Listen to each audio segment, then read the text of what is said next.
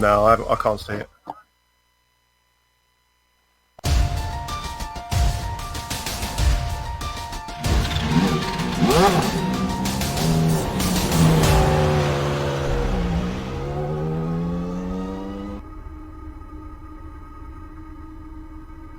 It's round 3 of the Absolute Beginners Formula Neagle League in the Skip Barbers. An interesting combination today as we head to the famed Circuit de la Sarthe, Le Mans. In other words, swimming heaven out there for these drivers, and that should make for a cracking race. This circuit needs no introduction as it can proudly hold the title as one of the world's most famous racetracks, and of course the venue for arguably the world's most prestigious race, the Le Mans 24-hour. We won't quite reach the dizzying top speeds of that particular event, but rest assured the action will more than make up for it today, as we get ready to go green live on the Global SimRacing Channel. My name is Ryan Jones, alongside me in the booth is Mick Claridge, behind the scenes is our director Sean Ambrose, and he's using cameras provided by Dougie Beard. Let's head on down and cast a closer eye over this, the longest track on the schedule.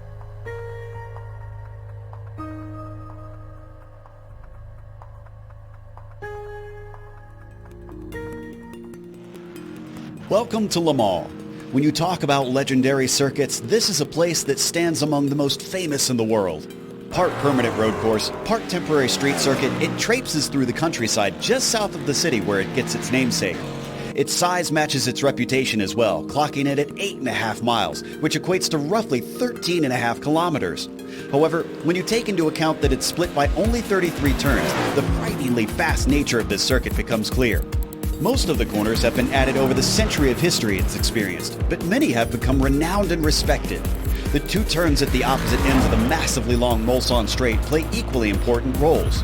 Tertre Rouge requires a great exit in order to not lose massive amounts of time, while Mulsanne Corner takes bravery and precision in order to brake as late as possible and keep opponents from passing you on the way in. There's also hair-raising moments like the tricky entry to Indianapolis, or the close walls along the bridge section in the Porsche curves. To win here, drivers will need a very low downforce setup, a good sense of strategy, and heaps of bravery. The 24 Hours of Le Mans is the crown jewel of endurance racing, which many drivers dream of someday winning and many fans flock to witness in person. Once you've driven the track here on iRacing, it's easy to see why.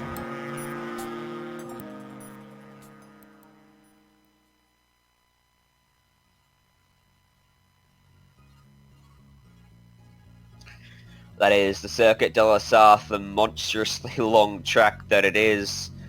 Mick, let's bring you into the conversation. What can you add about this circuit? Yeah, Ryan, yeah, thanks, mate. Yeah, Le Mans is just unbelievable. just looking at some of the details there, are we running the historic layout today? Wow, I didn't know that. That's going to be interesting. It's going to be all about the drafting today. 31 turns. Wow. 8.3 miles, 13.56 kilometers. And like I say, it's all going to be about the drafting battle today. Going to be a real great race today. I'm looking forward to this one, mate. Yeah, historic layout there. Didn't expect that one either. There's going to be a lot of exchange of positions down that long back straightaway. Let's take a look at the championship, how it stands after just the 2 rounds of action. The F1 driver standings, as you can see there, Renault leading by 5 points from Edwin Ballerino. Neil Bamber sits 23 adrift. Lee Anderson 28, and Wild Dumas Torres 29 points adrift. Pretty close top 5 in the championship there, reaching pretty much a halfway point of the 5-round series. And then F2 driver standings as well. Christopher Guerros sits on top by just 6 points from Wojciech Kodajek. Louis Rodriguez Lujan sits there in third, had a little big Sauer, and Kevin Walsh. Another close championship. It's a 5-round series here, Mick, so you're going to have to expect a close championship right until the end. And it's a series where if you make a single mistake, you're going to be in a bit of trouble. Yeah, definitely. One thing to note as well, if you lose the draft at this place, now we know it's a historic layout, it's going to be unbelievable. Like you said, it's just going to be a draft battle from start to finish. It's going to be really interesting to see who can win this, because it's just going to be a race of tactics from start to finish. Qualifying is going to be tough. We're just looking at the race details now. It's round 3-5, as you said, 40-minute race today. Open setups with half fuel and an incident cap of 17x. Indeed, that incident cap could come in at some point. Not a track where you generally use up too many off tracks, although the fact that it is 31 corners in length does make it a little bit sketchy there. There's someone got a little bit sketchy coming up through that corner.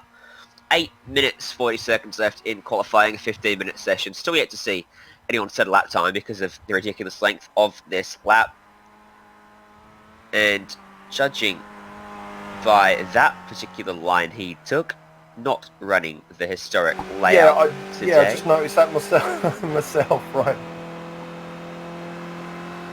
What we're going to do is we're going to take that and blame that one solely on Sean behind the scenes.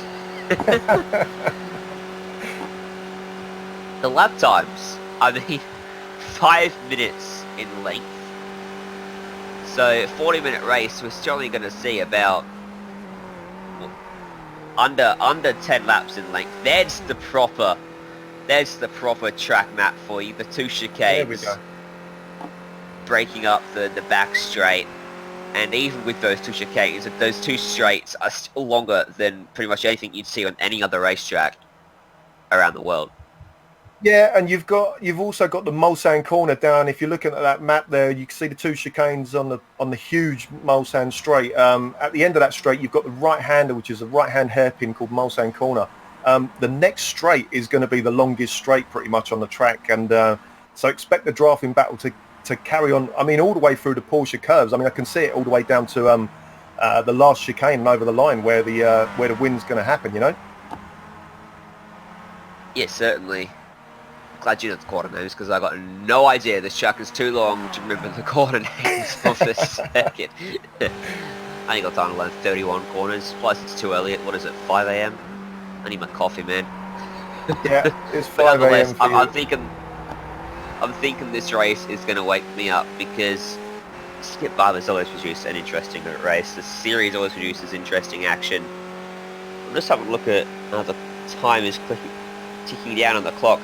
I think we might be only going to see 1 attempt from these drivers in qualifying. I think we'll only have enough time to do 1 lap. There may be a few that maybe sneak in a second. I was going to say, I think you're right, there, Ryan. Yeah, looking at the top speed now, 123 down the Mulsanne straight, and here's that right-hander I was telling you about. So hold it tight in there, don't run out too much on the curb, and then basically just floor it for the next huge straight. So yeah, I think there'll even be drafting battles in qualifying to ensure you get a good lap, you know? Well, yeah, definitely. If you can get yourself behind someone in qualifying, you're going to find yourself at a massive advantage after those 2 straights will gain you probably over a second if you time it right. We should be seeing our first time coming out here from Luis Rodriguez Lujan as he makes his way through that final chicane and across the start finish line, and the time to beat going to be not representative, unfortunately.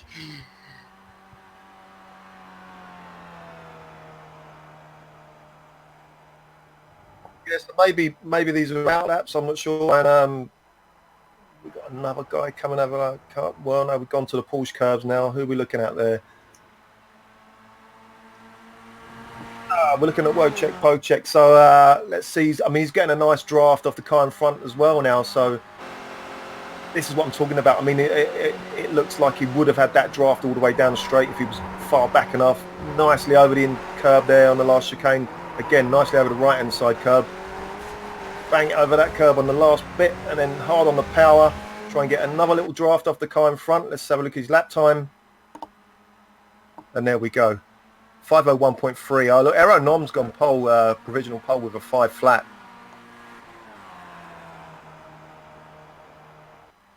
So that's the time to beat Aero Nom, that driver in front of him, going 4 tenths quicker than Wojciech could get out of his machine. That name just sounds good off the tongue, Wojciech. Yeah, it's a name that you don't want to say either the first name or the surname. You've got to say the whole thing, haven't you? Yeah. It's 3 seconds, the gap back to 3rd place, in fact, and Alex Scott's going to come across the line, try to reduce that gap, or in fact go quicker. Not going to do it. A 5:18. What we see at Le Mans generally is a massive spread in the qualifying times because it is a 5-minute lap time. If you're a 10th of a second slower on a normal 2-minute racetrack, that equates to 2 to 3 tenths on this track, and of course it just gets bigger and bigger the further down you go. That's why we're seeing massive gaps, 4 tenths between the top 2.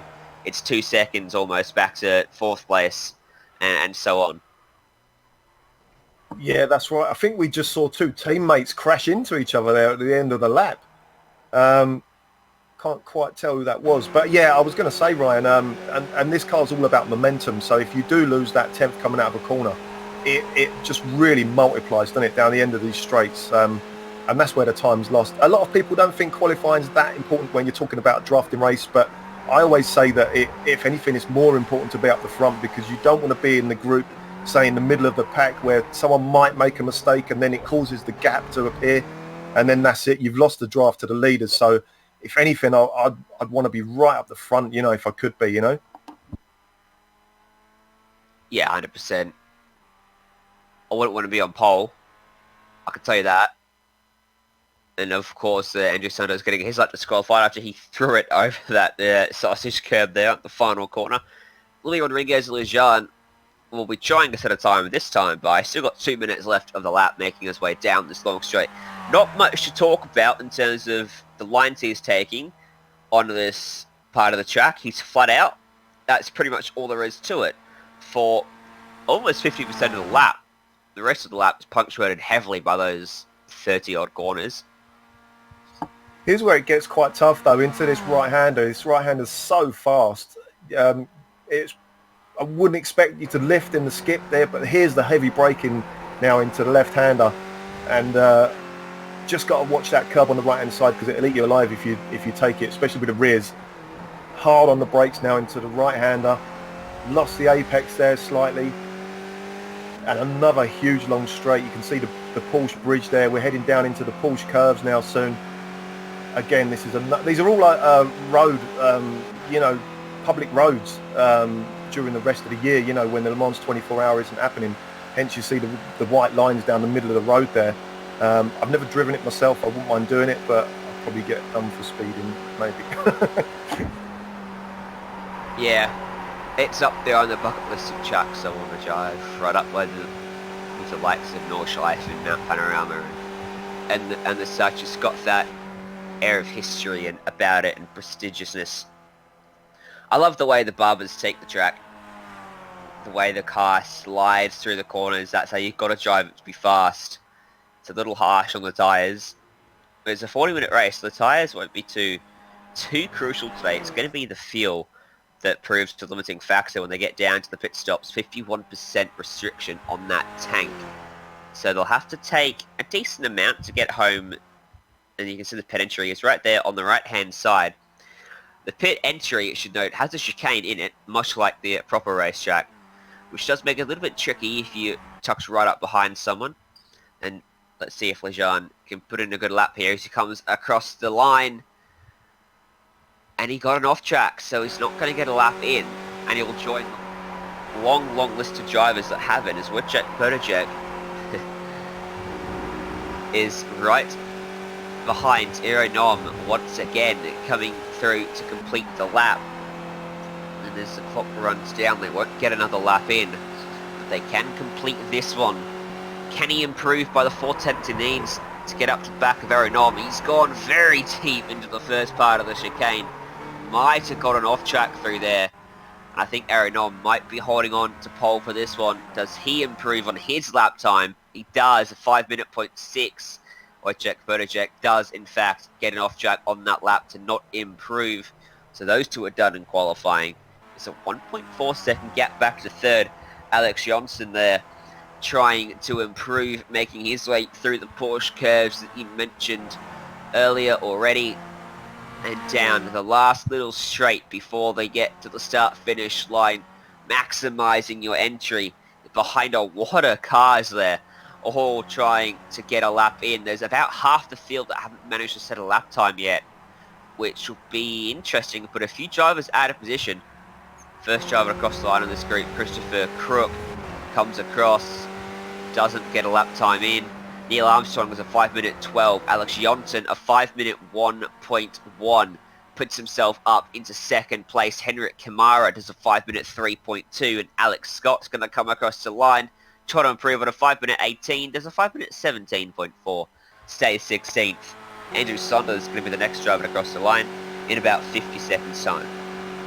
Yeah, you nailed it, Ryan. I was just watching the cars, how they are really sliding these cars around, don't they? I just had a quick check on the weather there. 113 degrees track temperature today.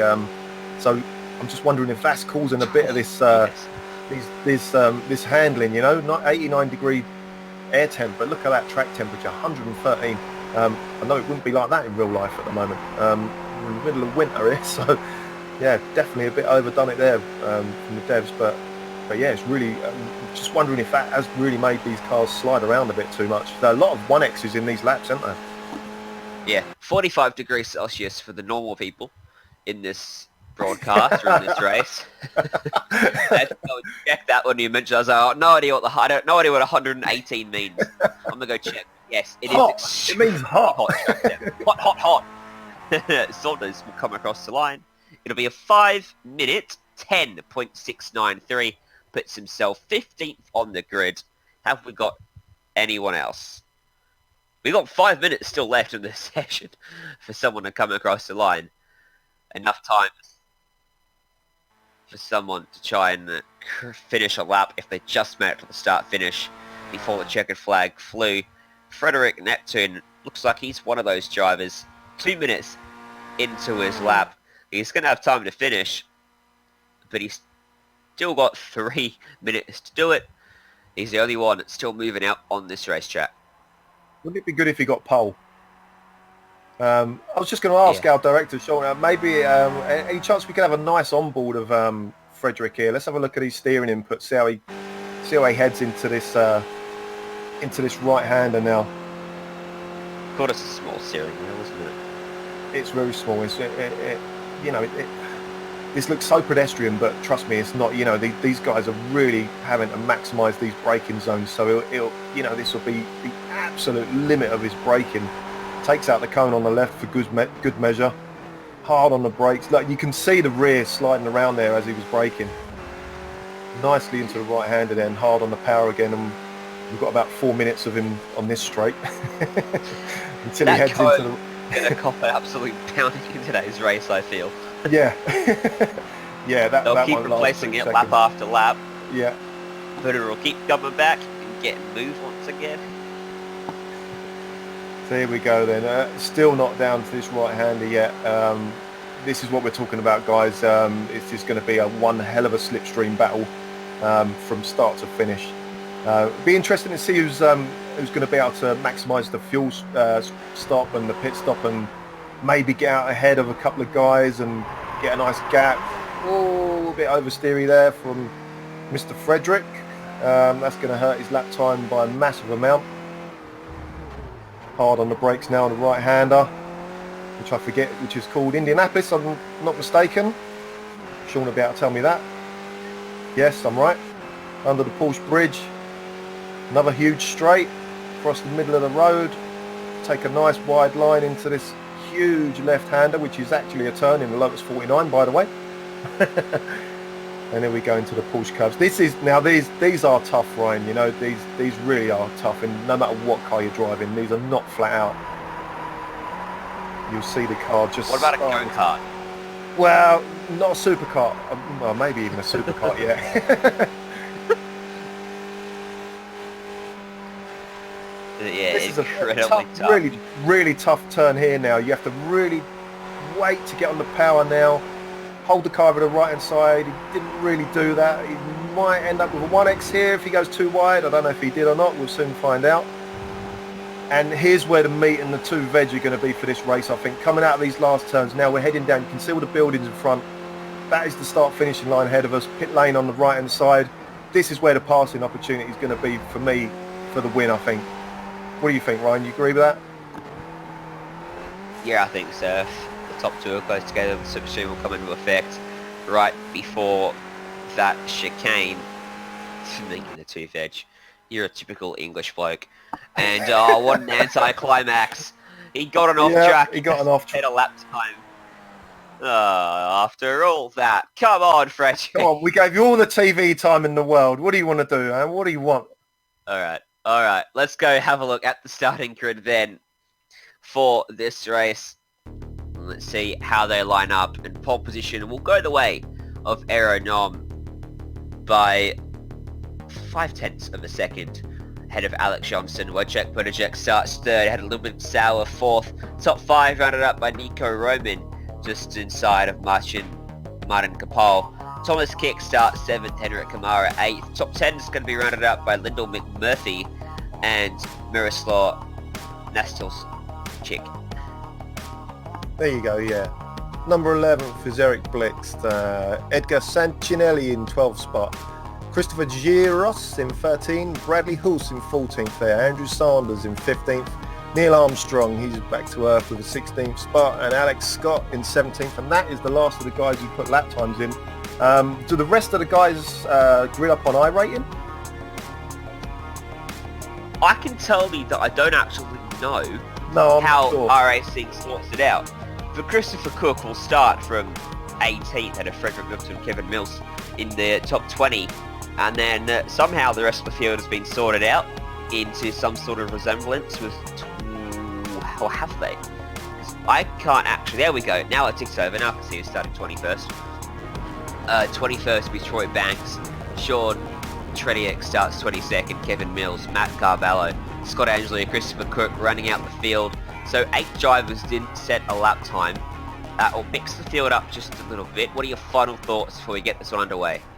Yeah, like I said, it's going to be a draft battle. You've got to stay out of trouble on this first lap. Cold tyres. We haven't mentioned the tyres yet, have we, Ryan? This car is a real beast to drive on the cold tyres. Look at that fly over there. That's not the red arrows, that's the French version, which are probably better. Oh, there we go. Nice red, white and blue smoke coming out there. They actually do run that for the Le Mans 24 hours, which is why iRacing implemented it. This is going to be an interesting race for many reasons. That slipstream, for one. Second, being we're not going to get many laps in.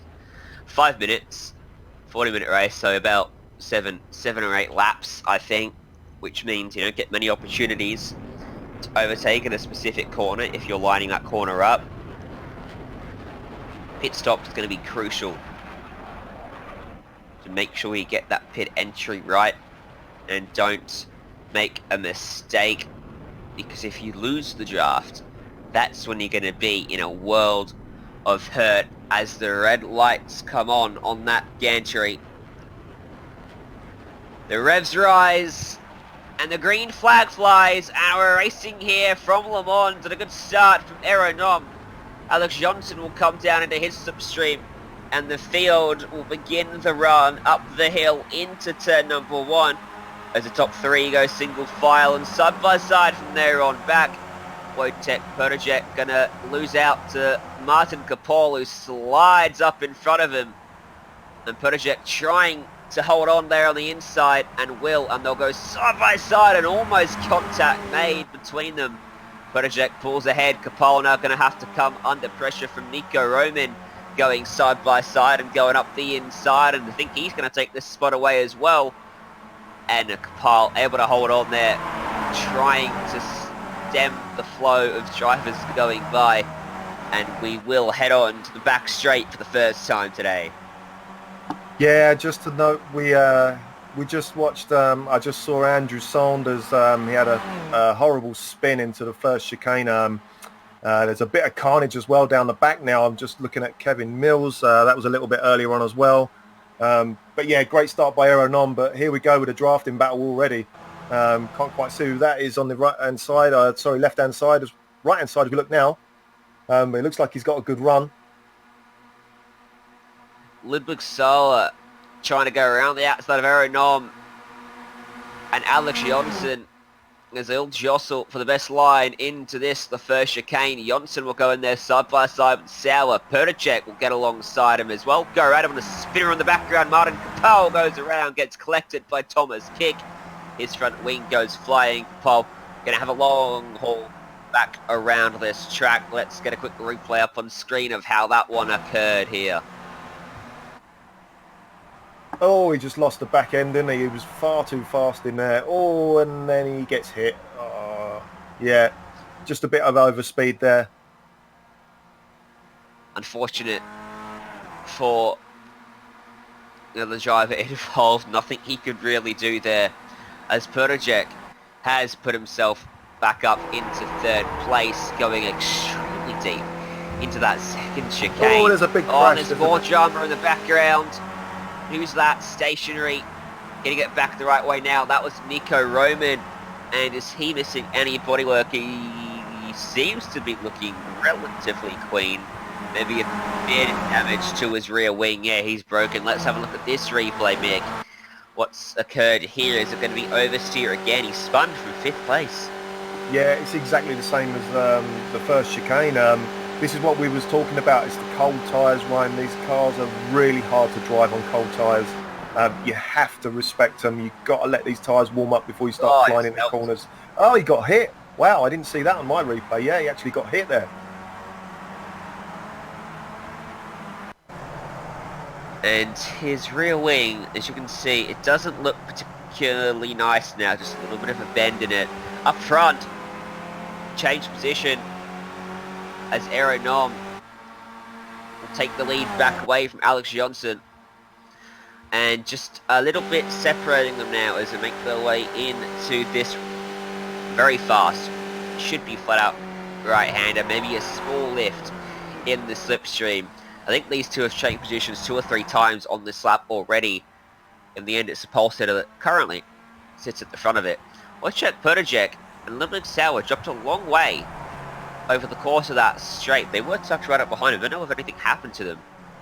It's very interesting indeed as they all make their way through Indianapolis, and Christopher Garros almost getting into the fence on the outside, going to come under pressure now from Rosler Nostalchik. And they'll go side by side down this straight on approach to the Porsche curbs. Henrik Kamara is going to be the one with the best slipstream out of the 3 of these guys. Does he want to think about 3 wide? Doesn't look like it. He lifts off, and happy just to be a little bit patient in his pursuit of a top 6 position, as Nostalchik throws it into the corner, trying to just about clear Garros. Not going to do it. Garros going to hold on there on the inside, but now he clears him and pulls down in front, takes P6 away as they slip and slide their way through these corners. Yeah, the cars are drifting all over the place, aren't they? Just watching on board with Gareth now. Look at that for a car. It's like, oh, wow, in front of him there. Nostalgic really lost it. Yeah, Sean, that's the perfect word for that. But he's lost, Gareth has lost a huge amount of spots there just because of that slide. And this is what we were talking about now, is that, you know, he needs to get back up to these cars in front. I'm just checking the guys up front now. Just watching Wojciech Potacek just to see if he can catch back up with the two leaders. It's going to be really interesting now, just looking at his paint there. Nice Williams Renault paint. I think it's Williams Renault. I'm not sure if it is Renault, but it's definitely Williams.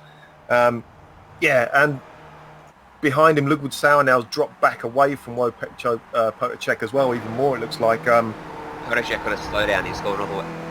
Yeah. Nostalgic. Nostalgic got to slow down too back in the field. Yeah. That's also another factor of this track. The slowdowns are very easy to get, especially if it's the last half of the circuit. They can really hurt you.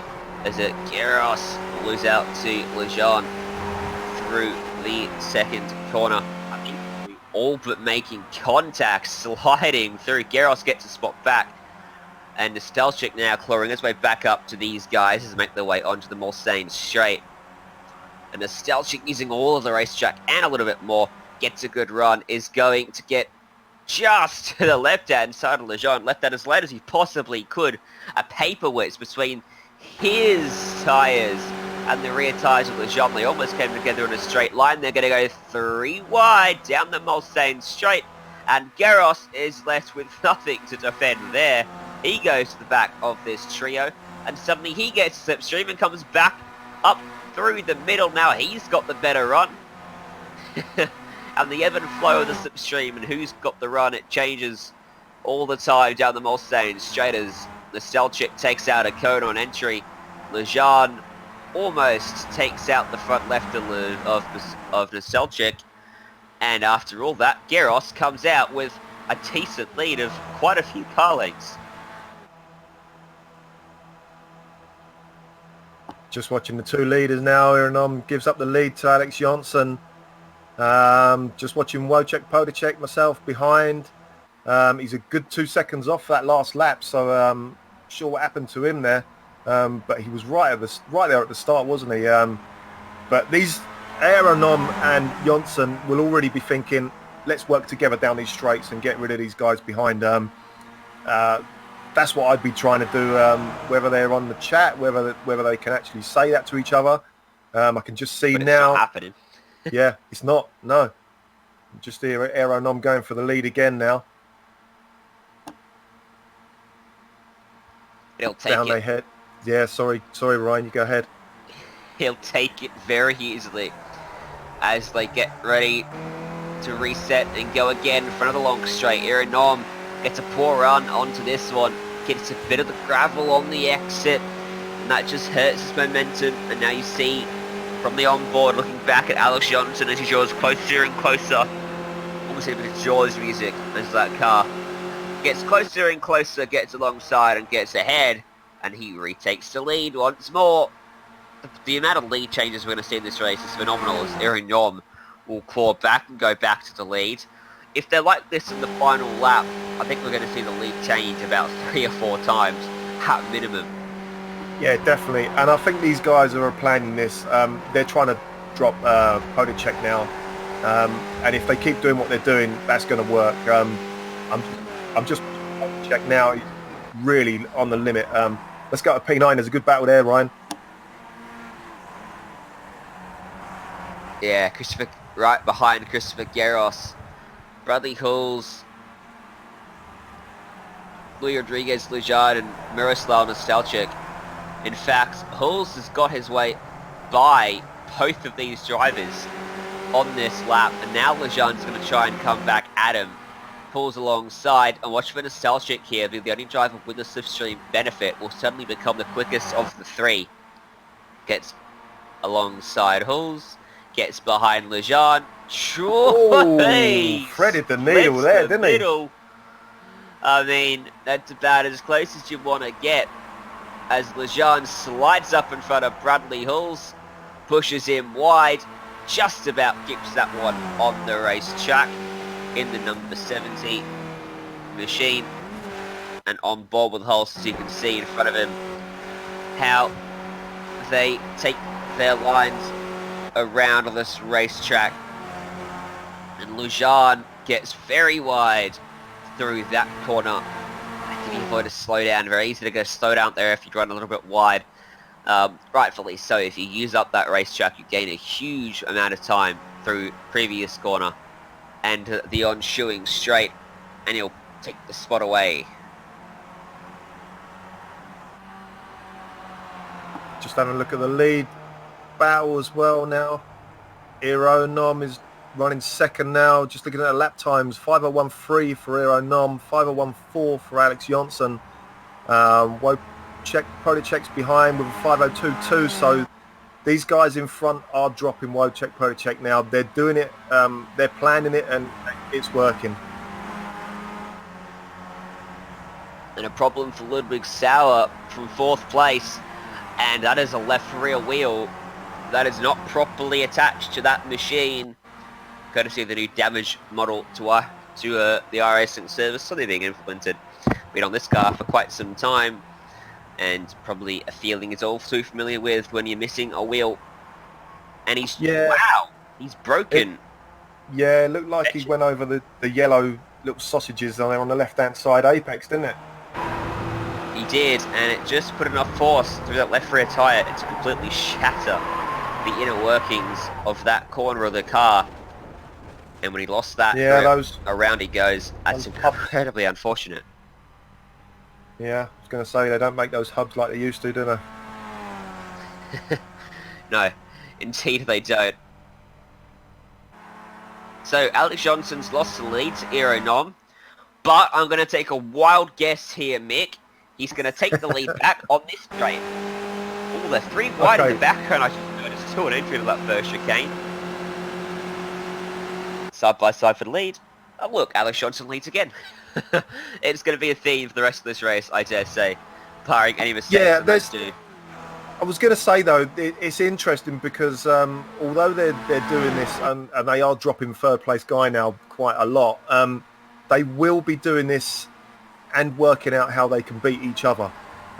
So they will have a little plan inside their heads. It all looks nice and fun and happy, and yeah, okay, you lead now, okay, I'll lead if you want me to, yeah, blah, blah, blah. But when it comes down to it, it's going to be one hell of a battle, and they will be planning it now. It does take a lot of planning to work out where to do this last manoeuvre. So as Aero Nom goes for the lead again, I reckon Johnson's going to be in the lead by the time we get down to the next corner. Yeah, the long straights mean that if you do use that slipstream when you pull ahead, if you do it too early on the final lap, you'll get slipstream back. Because it's so powerful in this car as well, that if you are as far back as Johnson is now, you get ahead before you're even halfway down the straight. The P4 battle in the background, as you can see, right as Johnson pulls out, is pretty hot as well. Little McMurphy trying to shake that slipstream of Henrik Kamara and Eric Blix. They're sat firmly in that one, about 7/10 off, so they won't get by him on this shape. They should draw closer as Eric Blix pulls alongside. Henrik Kamara going to go ahead, and Kamara immediately tucks back into his slipstream down there straight on approach to the flat out right-hander. And suddenly now McMurphy will see them drawing very close in his rear view mirror, the slipstream really coming into effect in the last part of that straight. They won't get close enough, but they will be close enough to be worrying McMurphy in the battle for P5. Alex Johnson took the lead away out front. Giros as well is in a pretty good battle. Oh no, they're not. They've crashed, and Giros has got a very broken car, as does Miroslav Nastelchik, both with damage, and that is a phenomenal crash. And that's what happens when you come together at top speed on these things, 200 kilometers an hour, side by side. All looks good. How does it come unstuck? They just come together in a moment Oh, he got into the back of him. It was a push that went horribly, Yeah. horribly wrong. Wow. And neither of those cars will see the light of day again. Wow, it's just lucky that the guys behind didn't plough in. But yeah, it actually looked like he was trying to bump draft him maybe. But they wasn't lined up at all, was they? If he was trying to do it, there was a lot of angle going on there between the two cars. Yeah, how do you do that on a straight? How do you bump draft in a skip barber? You've got a front wing on the front. That's the other question. You can't bump draft in a car that has a front wing and a rear wing. Maybe they're trying to You get need rid of bumpers. the wings to get a bit more speed out of these things, you know? Yeah, don't think that's how that works, Mick. So the battle continues across the line for Eric Blixt in the middle of this one, or at the back of this one, I should say. Henrik Kamara just... I've got my words all muddled up. Eric Blixt is at the front, Little McMurphy's in the middle. Henrik Kamara is at the back of this train. But in my defence, he's probably going to be at the front of this train come the end of the Mulsanne straight. The lap times for them was a 5:02 for Kamara, a 5:03 for Murphy, a 5:01 for Blixt. So really benefiting from the double slipstream down that down the Mulsanne straight that he got.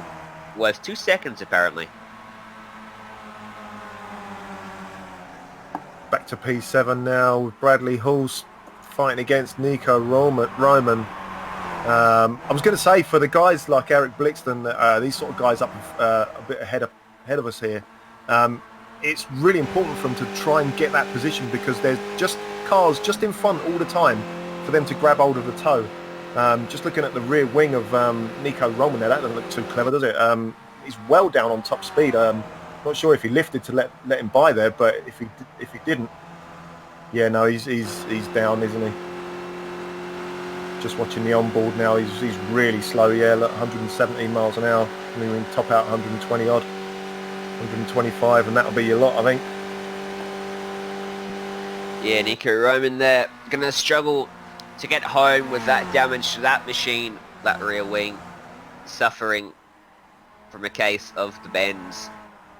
As we go back to the leaders, because surprise, surprise, they're going at it again, and Aeronom tried to pull alongside Alex Johnson, couldn't do it. Johnson's held the lead on this lap. Their lap time is a 5:01.5. Some of the fastest drivers on the track. Eric Blixt was half a second quicker last time by, but he is 8.3 seconds adrift and in a battle of his own. Wojciech Podolak in third on a land of his own with a 5-minute 2.2. Not really losing, not gaining on the cars in front, but not really losing out to the cars behind either. He's having a very lonely race out there on track. As Aeronom's going to try to go by Johnson here, and he's going to do it up the inside, takes that one away incredibly easily as they go by the scene of the crash for Geros and Nostalgic earlier on. Much cleaner between these two this time by, as we're almost approaching halfway as well. Going by relatively quickly this one.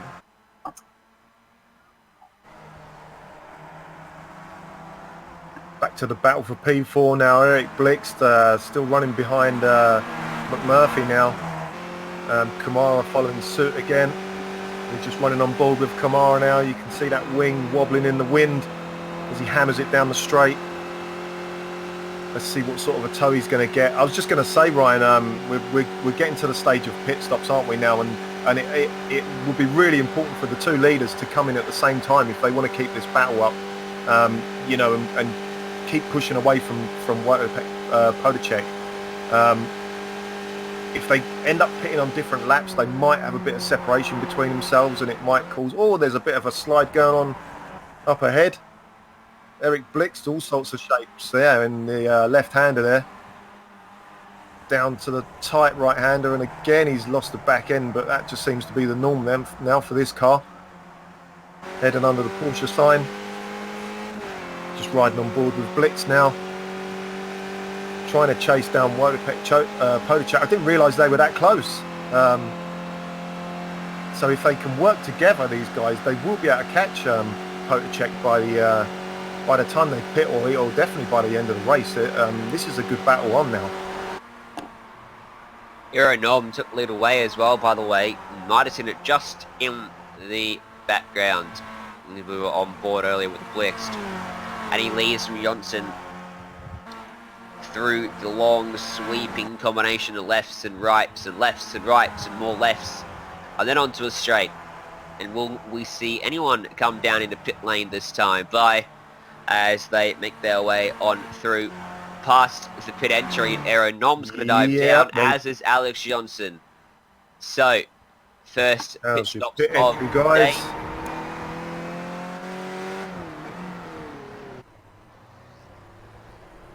Oh, really And tame Eric on Blixt. over the line there. Eric Blixt stayed out, so he's going to have no slipstream help. He'll be hoping he can pump in a perfect lap time here. As basically the other 4 drivers in the top 5 have all decided to come down to pit lane as well. So they're all going to be sharing with each other, and I think Blix here might lose out.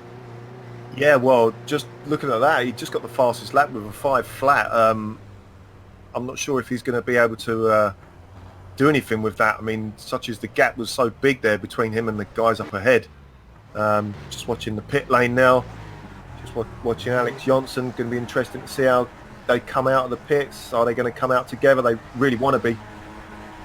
Aero Nom leaves first as he exits. Johnson's quite a bit of a way behind. I'm not sure he's going to be able to get a toe with that gap now. That's going to be an interesting watch, Ryan. Yeah, he's going to put in a little bit of the hard yards to get back up to the rear end of Aero Nom. But I don't think...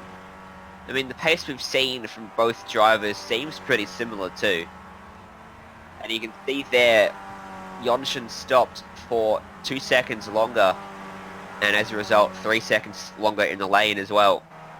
So that's where the time has been lost for Alex Johnson. And he currently sits about over 5 seconds away from him. He's a long way adrift. And he does need to put in some very good lap times to close that one back up. So, Eric Blixt currently leads this race. He's got no one around him, no one holding him up through the corners, but no one helping him down the straights as well. And whether he can use that to pump in a good lap time, I don't know. It was a 5-minute point. It was a 5-minute flat point 6 last time by, in the benefit of a drafting battle. I think we'll see him come down this lap. If he doesn't, he's really going to lose out. Very intrigued to see where he's going to come out. You can see that his rival's just off in the distance there as well. Yeah, he's going to lose this battle, isn't he? But one thing I was going to say is Aero Nom will be absolutely pushing like crazy now to clear Johnson behind him. The win's on for Aero Nom if he can do that. He knows that these are the most important laps now. He's really got to stay away from Johnson, and Johnson really has to catch the draft back up to him. He's miles too far behind to catch any sort of a draft now, so they're both going to be really pushing as hard as they can now. Yeah, most certainly. As through the chicane, I wonder if we can get up a little graphic of the lap time of the gap as it stands, and we can see whether Johnson is making any of those inroads to Aero Nom that he needs to be doing. With just 16 minutes remaining, it's about 2 or about 3, maybe 4 laps, depending on when they come across the start-finish line. Just in the background, you can see 2 cars very close together. That's Henrik Kamara and Lyndon McMurphy. McMurphy tried to cover the inside, couldn't do it. Kamara forced the issue, got down there to his inside, will clear him and be able to come back and take the racing line for the braking zone and the corner. But he's going to be under threat as McMurphy takes out the cone. 4 cones at this track, copying an absolute beating in this race. And as we expect there, Kamara immediately on the defence as McMurphy goes to his outside here. Hasn't got a fantastic run, but just enough to stop it from stagnating as he went alongside and will pull ahead. And now Kamara is going to be able to come down and having to go all the way back to the right, McMurphy. And these two just jostling for position here. And as soon as you lose this spot, you dart to the other side of the track to tuck into their slipstream. And McMurphy expected at that time from Kamara and darted to the right. So Kamara got a little bit loose as he had to suddenly make 2 quick changes of direction on a straight line, which you wouldn't think it, but if you do that, it is very easy to spin out as well. Yeah, I was just wondering, the way McMurphy darted across the track there, I was just thinking, are they planning to do a bit of sort of slipstreaming with each other now to catch up to Wojciech ahead of them? Again, they are swapping positions on every straight, so be interesting to see now. There's not a lot of time left for them to catch up to Wojciech. They're really going to have to work together, but going on the grass isn't the way to do it. But he's okay. Nicely warmed up by the tyres. Well, as long as you're changing positions on the straight and not in the corners, you're going to be doing faster lap times, as long as you're holding each other up through the twisty bits. Yeah, I mean, so it is faster, 100%. Yeah, the way to do it is see who's the fastest round the twisty bits and let them lead that part of the course. And then do your swapping on the straights, and then let the guy who's faster into the twisty bits again. So hopefully they can do it and catch up with Wojciech, because Wojciech's out on his own now. Somebody in the pits there, Ryan? Oh, it's Eric Blix pitted from the lead of the race.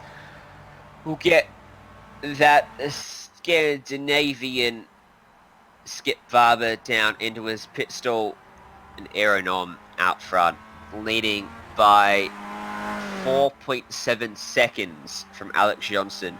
4.8 seconds now back to second place, and what was an incredibly close battle now, the best part of 5 seconds long, as the battle for P9 looking pretty good as well. Lejean comes down into pit lane for his first stop of the day. And he's going to rejoin a long way down this field after this pit stop. No one else coming with him, so again going to lose out. We go back to the battle for P4. Lyndall McMurphy leading from Henrik Kamara. I'm just having a look at what Eric Blix has only just come out of pit lane. And he's lost a lot of time to Bradley Hulse and Nico Roman, who I think was battling before he pitted, wasn't he? I'm pretty sure he was, yeah. It'd be interesting to see if we could get a time up for his pit stop. Yeah, mate, yeah. I mean, he's lost a lot of time there. Just watching from above now, these two guys, Kamara, down the straight. McMurphy tucks in behind. Let's see how he can get. What could they get? Well, no, into the first chicane car. I thought we was on historic layout then. I thought we was going to be doing 150 mile an hour. But yeah, into the first chicane now. McMurphy's lost a bit of time there to Kamara on through the first chicane there.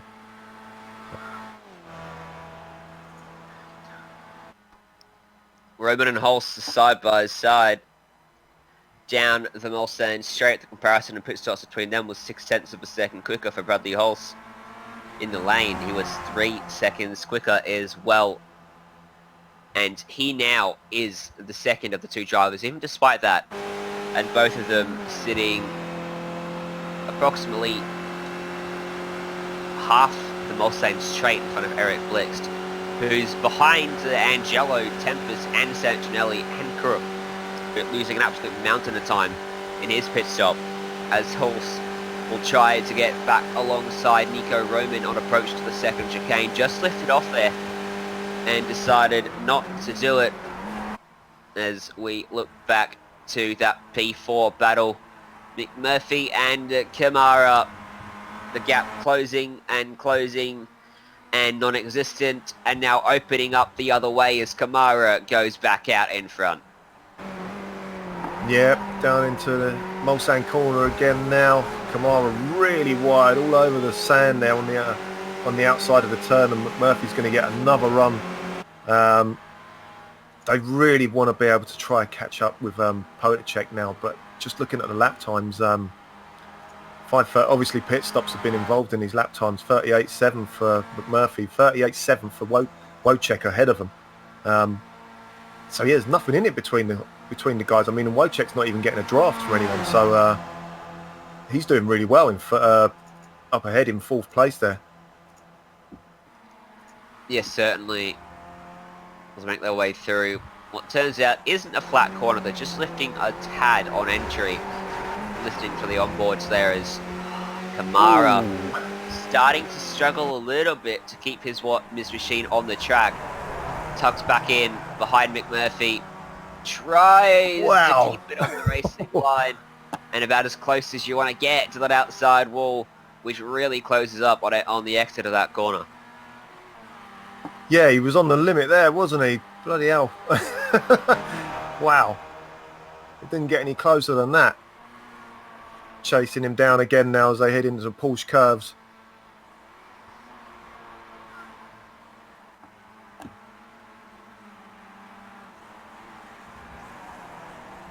This is Scott Angelo, Tempest, Sentinelli battle. And I guess Christopher Crook as well. He's only just a little bit off in the distance. A 4-car battle for what should be P9 or P8, in fact, if you include Crook. At the back, Santinelli probably the closest to the lot. Right behind Matt Tempest, should be close enough to make a move here into the Porsche curves. For a moment there, couldn't even see that there was 2 cars. He was tucked up so perfectly in his slipstream. So he goes by, his line a little bit compromised into the first of these sweeping curves, but able to adjust well, regathers it up and pulls ahead of Tempest by a good margin too there. Tempest just being a little conservative, I suspect. And now essentially will get on to try and chase down Angelo, who in turn trying to chase down Crook, who's got no one to chase down in front of him. It's a big gap to Hulse and Roman in front of him. Yeah, Tempest had to get out the throttle there when he was coming out of Porsche curves. That was going to be a slowdown for sure. He was so wide going through the apex there. So down they head into the last chicane. This was where I thought with the battle was going to be won and lost, Ryan. It looks like Aero Nom's just pulling out a nice gap now. He's got a 5-second gap between him and Johnson. It's looking good for the win for Aero Nom, isn't it? It is. They did the pretty much identical lap times that time but through the first couple of corners, Aero Nom just able to pull out a couple tenths pretty quickly as this battle gets ever closer now. And Christopher Crook has in fact been overtaken by Scott Angelo.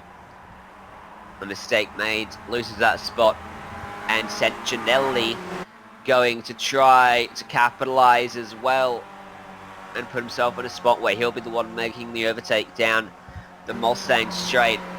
I think Crook should be close enough to get enough slipstream effect to pull back ahead of Angelo down this straight. He'll drag Sentinelli with him. Angelo might be in a spot here where he loses 2 positions with not much he can really do about it. It's incredibly hard to defend on this track. 2 to go as well, we should mention. So they'll come across that start-finish line next time by and take the white flag. Just something to note. I just watched Eric Blix come through the last part of the first sector, which was onto the just before the Mulsanne straight. He had a massive tank slapper. It was all sorts of ways that you didn't want to be in on the grass all over the place. He had about 5 or 6 goes at steering out of it, and he made it. He didn't even hit the wall, so fair play to him for that. Just watching the guys ahead. Yeah, wow. Using that slipstream and slingshot perfectly. Picks up 2 for the price of 1. Picked him up through the chicane. Now going to come under threat as Scott Angelo gets back ahead of Crook. Gets back alongside Santinelli. Crook will tuck into the slipstream. He's got Matt Tempest to deal with as well. This is now a 4-car battle for P9 on the racetrack. P8 on the racetrack, in fact, as Tempest pulls alongside and pulls ahead of Crook. Santinelli's going to pull alongside Angelo. Is Tempest going to make it 3 wide? He is 3 wide down into the second chicane then.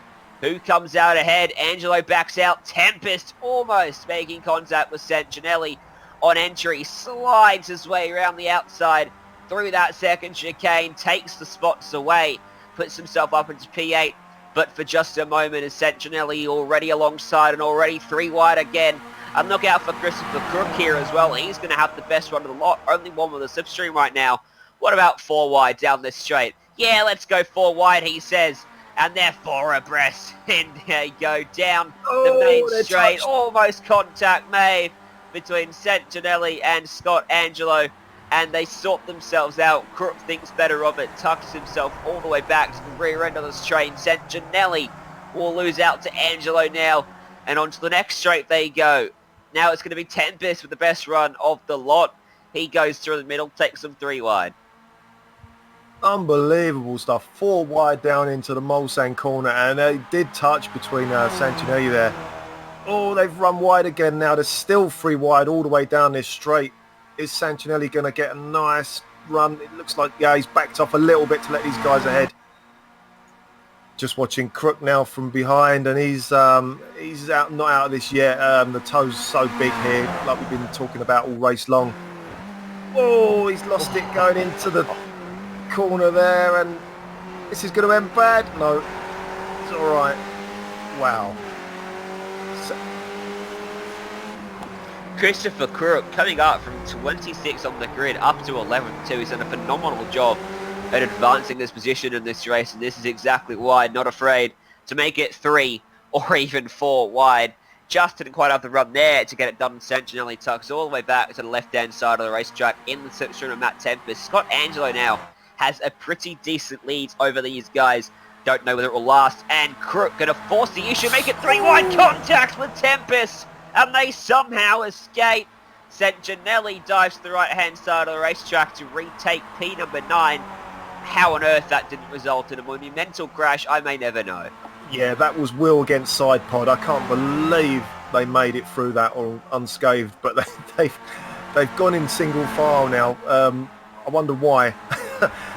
Just watching at Tempest now, he's really on the limit of his car now, really throwing it into the turns. Crook as well now. Down they head, down. They're going to be heading into the last chicane. Looks like, yeah, they're only going to have one more lap at this line, doesn't it? Yep, the white flag has flown for the race leaders. 35 or 54 seconds adrift of them will come the battle between Santinelli, Tempest and Crook, and maybe Angelo by the time we get back around to the Mulsanne straight. Oh, Crook! How different will this order look when they get to the start-finish line next time by to take that checkered flag? It's currently Angelo from Santinelli, Tempest and Crook. The last of the quad-way battle, this 4-way battle. Pretty much the closest battle. It's a good battle for 4th place too, of course, still between McMurphy and Kamara, which is side by side down the Mulsanne straight. Kamara is going to take P4 away here on the white flag lap. Don't think this is going to be the final exchange of positions between the two of them. And if ahead of them, Protejek makes a mistake. He's got just 2 seconds up his sleeve behind them. He will come under huge pressure. Yeah, if these he guys does make a mistake.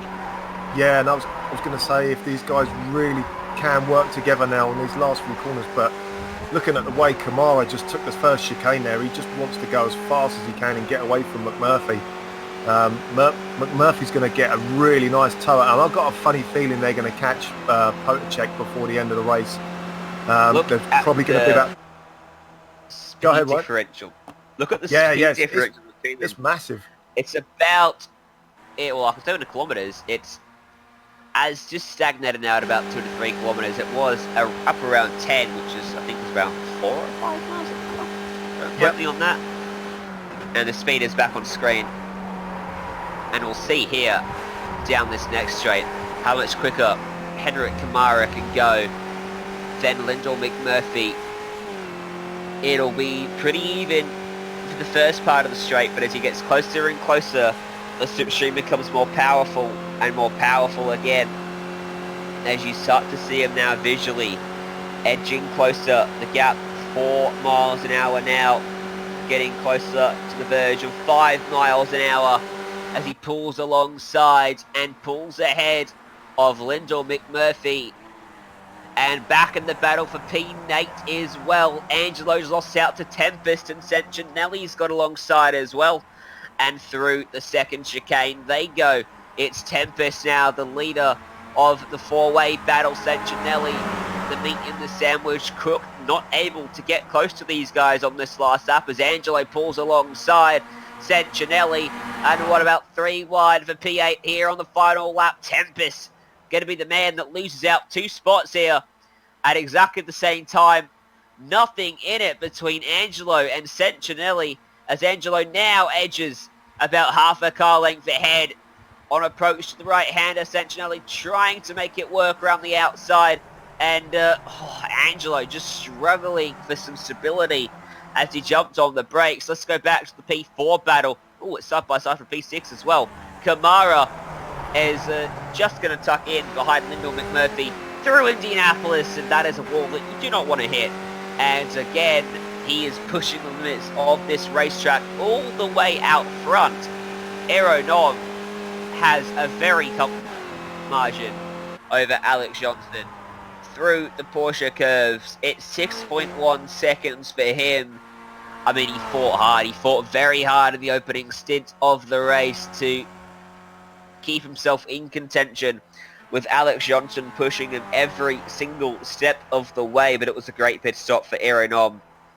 And the man that in the championship currently sits in P number 1 in the F1 standings is going to open that gap up just a little bit more as he makes his way through the final chicanes, and it's a championship run in the making here for Aeronom.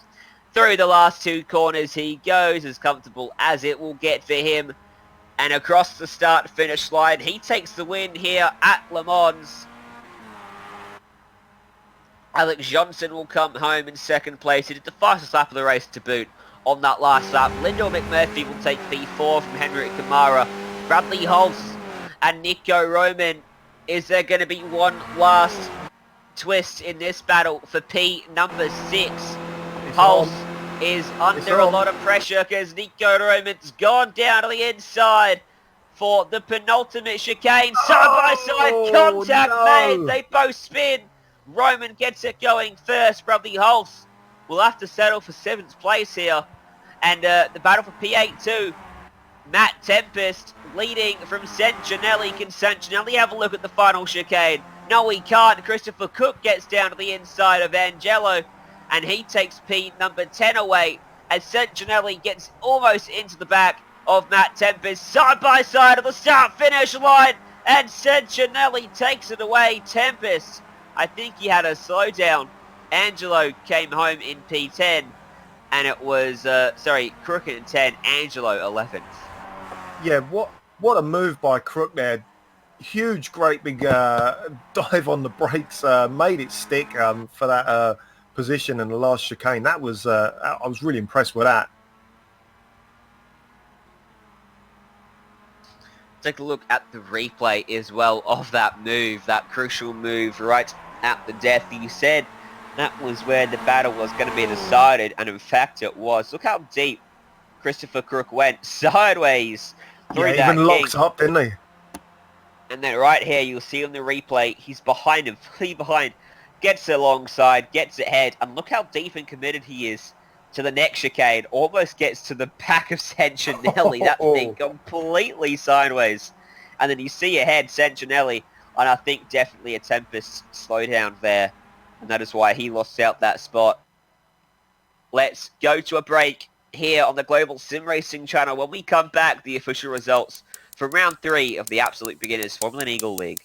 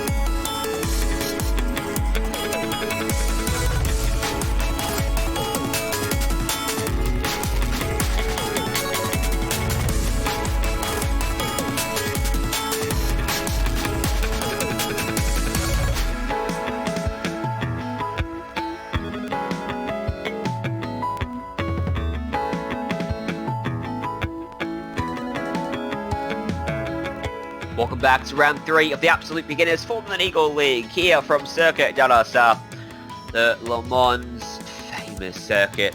What a race we just saw. Let's have a look then at our official results. Renault took that win by 6.7 in the end, ahead of Alex Johnson in second. Wojciech Podolak coming home in third, 3 seconds adrift, or 3 seconds ahead of Lyndon McMurphy. A very lonely race for Podolak there in third. McMurphy fought very hard all race long with Henrik Kamara, and then in the eventual finish, he came out ahead in fourth, Kamara fifth. Nico Roman, Bradley Hulse, what battle they had to the start-finish line. Roman coming out ahead in sixth, of Hulse in seventh, and then that phenomenal battle for 8th, 9th, 10th, 11th, Sancinelli, Tempest, Crook, and an 11th with Squarangelo. Eric Blix finished in 12th there. I was the only one that saw his huge tank slapper. I'd love to talk to him about that. Troy Banks in 13th there. Frederick Neptune in 14th. Louis Lejean in 15th. Neil Armstrong 16th. Christopher Giros in 17th. Sean Trichak in 17th. Andrew Saunders in 19th. And Kevin Mills rounds out the top 20. The rest of the results will cycle through on your screen as you see them there. Rest of the field running into some retirements on this one. Let's go then to our race winner, Renault. He extends his championship lead, and in the end, it was a pretty comfortable victory for you. Yeah, it was always going to be a race to the pit stop and race to the end, so I got lucky in the pit stop that no one was behind me, so I was able to finish. Talk us through that battle then. Of course, Le Mans, very unique in just the length and sheer number of incredibly long straights, making it pretty hard to break away from anyone. We saw a fantastic battle between yourself and Alex Johnson in the first stint of that race. Talk us through your mindset in that battle and how you were planning to come out on top if it had continued to the start-finish line for the final lap. Yeah, Alex actually before the race was talking to me, so saying that let's take easy and get away from the back. So it all worked out perfectly. Yeah, but I don't know. I think he took too much fuel and had much better pit stop. So that was it. Yeah, unfortunate for him, but very convenient for you. Able to just cruise home in the end. Looking forward to the next race then. Barcelona historic layout. Should be a good race, that one. Are you confident of another good result there to head before then heading into the final round? Put one hand on the trophy with another good result? Yeah, let's see. How to buy the track first and do some practice, I think. And so let's see how it goes. I haven't even driven the track. Well, that should be interesting. Well, I wish you luck in that one. Before we let you go, Aero, who are the sponsors that you'd like to thank and the people that got it done for you? First off, I'd like to thank the league admins and all who put this together, and league drivers here, and you guys in the booth. Alright, well thank you very much for joining us up here. Good luck next time out. Let's drag Alex Johnson, hope I'm saying your last name right, into the booth. And he's standing by with Nick Claridge. Hi, Alex. Good evening, welcome boys. to the booth. Yeah, how you doing? I think you might be a bit annoyed with that result. Seemed like you lost it just because of the pit stop. Can you give us a bit more info on that? Yeah, I mean, I can't say I'm annoyed because I did 4 laps of practice before the race, so it was a fun race. I had no idea that we were supposed to do a 8-liter refuel instead of a 10-liter. So that's basically where I lost the race. But until that point, it was very fun. So I enjoyed it regardless. Yeah, Aero just touched on that. He said you might have put in a bit too much fuel. Looks like that was the case. Looked like at the start, you and Aero was actually working together to drop the third place guy, Podolak. Is that the case? Yeah, I messaged him before the race and said, if we get the gap, let's work together. And that's what we did. And it worked perfectly fine. No, it was perfect. Perfect teamwork. Yeah, well done. Can you just touch, I mean, I know a lot of guys drive and know the Skippy quite well. Just go through the first sort of few corners in this car, because I know it's a bit of a handful on cold tyres, isn't it? If I'm honest here, I haven't driven the Skippy in probably 2 months before today, so I wouldn't say I know the car very well, but yeah, it is a handful when it's on cold tires. It's very, very slippery. I almost crashed in the first chicane on lap 1, but Other than that, it was pretty alright. Once the tires got up to heat, it was okay. But there was obviously way quicker when he got on his own after the pit stop. So no harm, no foul. It was fun. Yeah, great stuff. Listen, thanks for coming in. You have any guys you want to thank? Yeah, honestly, I forgot to run our team livery. So I run for NHR Esports or Alcantech Simulation NHR Esports, and I want to thank our sponsors, which is Alcantech Simulation, Neiman Racing, and Cranfield Simulation. And my teammate Henrik, who got 4th or 5th he got. We worked a bit together in the qualifying. Yeah, great stuff. Well, nice, good finish there, Alex. Hope to see you next week and doing as well as you can. Thanks for coming in. Thank you, guys. Have a nice evening. That was Alex Johnson. Looks like that's it for the interviews, Ryan. Let's close it up, mate. Yep, that will about do us then here today at the Le Mans circuit. And we now begin to look forward to the future. Thank you to the organisers of the league, Absolute Beginners League, for keeping this one going. 19 seasons strong, would you believe? Thanks to the companies who provide the software and hardware for the broadcast, listed here on this screen as well. Additional thanks to June Lalonde, who provides our wonderful music. You can see the screen for how to get a hold of more of her great work. Thanks to the guys with me today, Sean behind the scenes and Mig up here in the booth with me. And if you'd like to find out more about GSRC, including upcoming races, you can find it at globalsimracingchannel.com, or you can check out our social media on Twitter at GSRC Channel, Facebook at Global SimRacing Channel, and Instagram, where you can get our first look at each and every weekly calendar at GSRC_Graham.